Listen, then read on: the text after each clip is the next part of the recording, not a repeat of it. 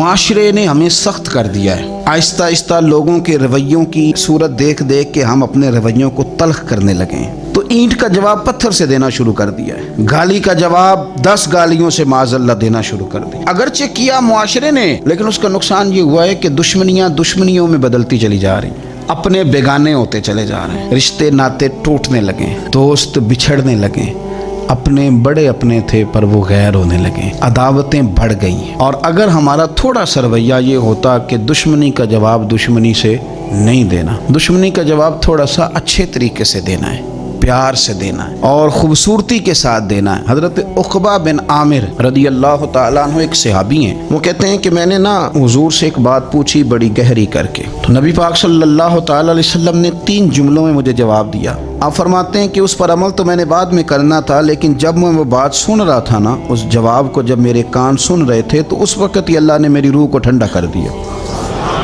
اسی وقت ہی میری طبیعت پھولوں کی طرح حشاش بشاش ہو گئی، میرے وجود میں خوبصورتی دوڑنے لگی۔ امام سیوطی علیہ رحمہ نے اس کو لکھا ہے۔ حضرت سیدنا عقبہ بن عامر رضی اللہ تعالیٰ عنہ کہتے ہیں میں نے بارگاہ رسالت مآب صلی اللہ علیہ وسلم میں عرض کی، میں نے کہا حضور میں اخلاق اختیار کرنا چاہتا ہوں پر ذرا اعلیٰ قسم کی، تو مجھے آپ وہ عمل بتائیں جو افضل ترین عمل ہو، بہترین عمل بتائیں، میں عمل کرنا چاہتا ہوں۔ کہتے ہیں حضور نے 3 جملے ارشاد فرمائے۔ اللہ کے محبوب علیہ الصلوۃ والسلام فرمانے لگے سن پھر، جو تجھے محروم کرے اسے دیا کر، اور جو تجھ سے توڑے اس سے جوڑا کر، اور فرمایا جو تیرے اوپر ظلم کرے اسے معاف کر دیا کر، رب تیرے اخلاق کو سب سے اعلیٰ بنا دے گا۔